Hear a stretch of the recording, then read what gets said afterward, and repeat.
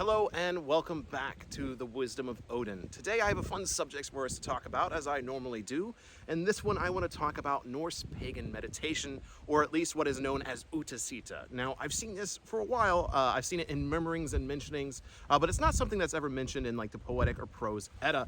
In fact, you kind of have to do some digging to see the origins of it. In fact, I had to. Luckily, I was able to find an excerpt from the Norse Shaman book by Evelyn Rydijk, I believe is how you pronounce her name. And it talked about how it was mentioned in an Icelandic law code outlawing Utiseta, or at least in the Old Norse it referred to it as Utiseta, which translates roughly into sitting out or sitting outside in a form of meditation. And now the exact quote here, I'll read to you, is the act of sitting out to provoke or wake up trolls and practice paganism, according to Evelyn there.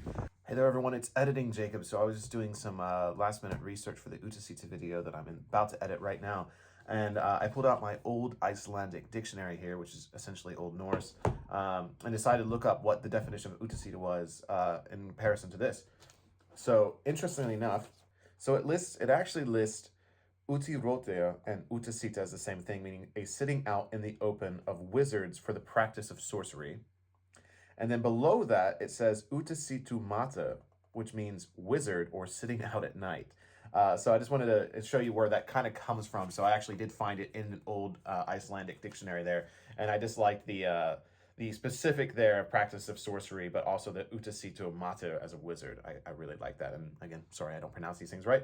But yeah, back to the regular video. Just thought that was really cool. And from here, it seems to have taken on its life of its own in some ways within the larger heathen community, as there's a lot of different interpretations on what exactly it was. So it was really hard to dig up some of this. Now, most of this came from conversations I had with a few members of the community that are more experienced than I am, at least in the Old Norse traditions, who I will leave out of this as far as the names, but thank you so very much for the conversation we had on our Discord. It helped me out a lot. Again, sorry, I don't know if you necessarily want your name out here, but you helped me out a lot with a lot of this research and figuring out how to talk about this video. And again, I think that's a very important thing that I should share with you. You know, I've been doing this for nearly 3 years now, and every now and then I come stumped. In fact, it happens all the time. I find something that I don't know, and I need to ask somebody else. So, you know, ego is a really dangerous thing in a lot of aspects in the world, and so having an ego when you come into this faith and think that you know everything it can be dangerous and a detriment to your practice. So I always find it very humbling when I have to ask somebody else, and I'm always reminded how much I don't know and how much I appreciate other people. So from what I can tell, Utiseta is something that does come from the past. It does have a history that was passed down orally and through traditions across Scandinavia and Iceland. And so it kind of exists as it was today. And it did, again, take on this new life with contemporary studies into meditation. So really, I feel like the best thing I can do here is describe to you, to the best of my ability, what specifically Utiseta is as it pertains to Norse paganism and Scandinavian history and tradition. Now, as far as the history of it, that's basically all I could find is the term Utiseta itself means sitting out. Now, as far as the practice itself, it seems to exist between meditation and trance work. So it's not quite a light 15-minute meditation. And from what I can tell and what I've been told, it is a longer form meditation that can take hours, if not days, to complete. So it's not just about clearing your mind as a traditional Buddhist or Zen meditation would be, or even just any of the modern contemporary studies in meditation. It's more about that deeper connection. So it's about clearing the mind and then getting to a point in a trance-like state, but not quite, where you're able to connect with the realms around us and the gods and the spirits and the ancestors. So yeah, let me describe it a little bit. So you have normal meditation here, which is the 5 to 15 minute breath work, breathe in, breathe out, clear the mind, something a lot of people practice. Definitely doesn't have to be religious. And then down here you have trance. And so trance work is a little bit more guided. So you either get into a drum trance, a music trance, a guided meditation and of some sorts, where you have a goal, you have a mission, maybe it's healing or, you know, getting over some trauma. And then below that, you kind of have spirit walking and more shamanic practice specifically, where your actual goal is to go into the spirit world and do something in the spirit world itself, and definitely has more of a religious component to it, a more spiritually based component. And then somewhere between trance, meditation, and like spirit walking, you kind of have Utiseta. It doesn't necessarily, it has shamanic roles in it. It has spirit walking roles. It can involve drums, from what I could tell in some instances, but also singing is heavily involved, especially Galder chanting as far as singing the runes. So if I had to paint a picture for you of what an Utiseta session would look like based on this information that I've been given, it would involve sitting out into nature for a long extended period of time. So you plan for this. And I've seen some instances where you're supposed to fast before beforehand.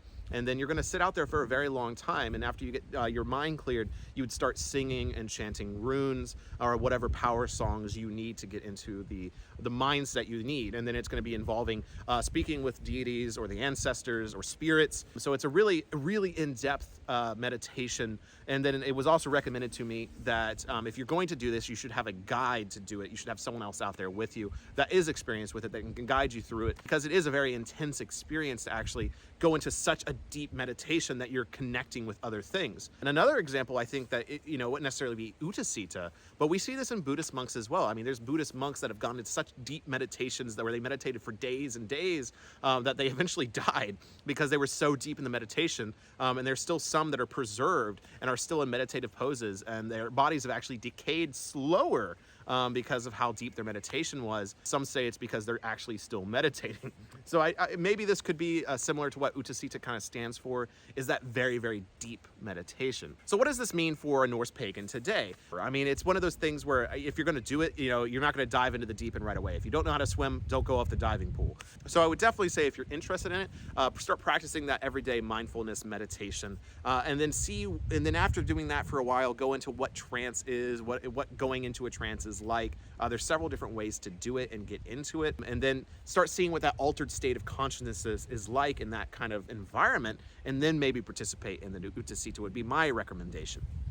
Now, as far as what this made me think about and why I wanted to make this video, it's because this is it is something that is traceable in history. It is something, again, mentioned by those Icelandic laws that I've been getting into a lot lately, that say that this was a heathen practice, this idea of sitting out in the nature and going into a deep meditation.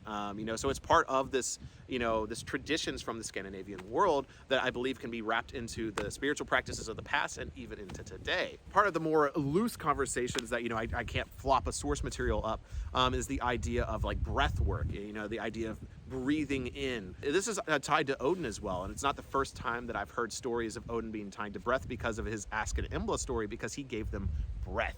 And so it could be a form of Odin meditation to actually focus on the breath for a time, to focus really deeply on the in, the out, the in, the out, and really think of the idea of Odin giving breath to Ask and Embla. I ask you to open your hearts and your minds to the vast world that is unseen to our eyes. I ask you to take deep breaths with me of a count of in 2, 3, 4, out 2, 3, 4. And with these breaths, feel the stillness of the ice. Feel the loud exhale of the fire. Feel the strength of the trees around you. And feel the life that flows through it all. With me. In. Out. In. Out.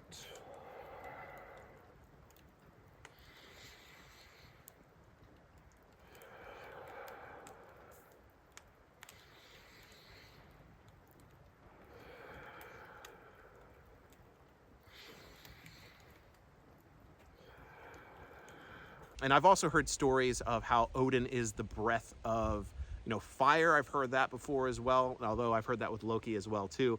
But the idea of breath is something that humans collectively have thought about for, generations since we've been alive, because it's obviously one of the things that keeps us going. So having breath tied to a central deity would be very important as well.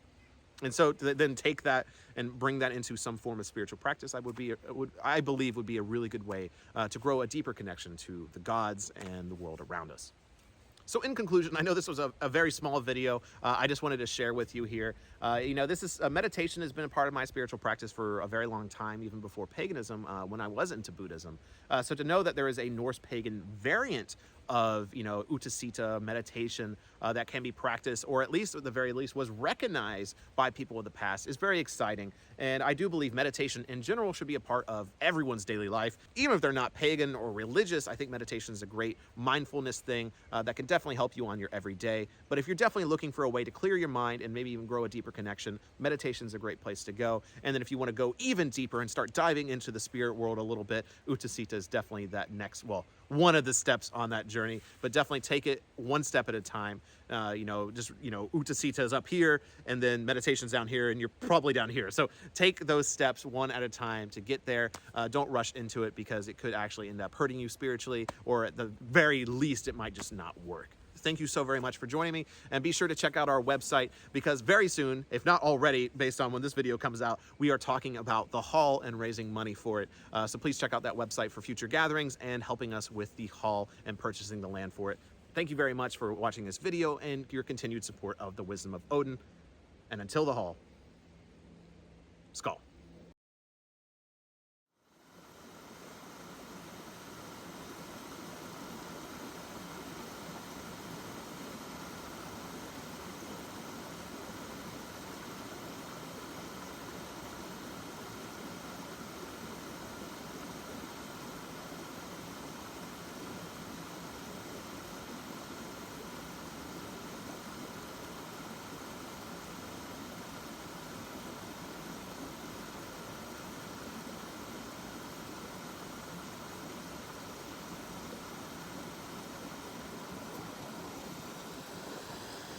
Das good, ja.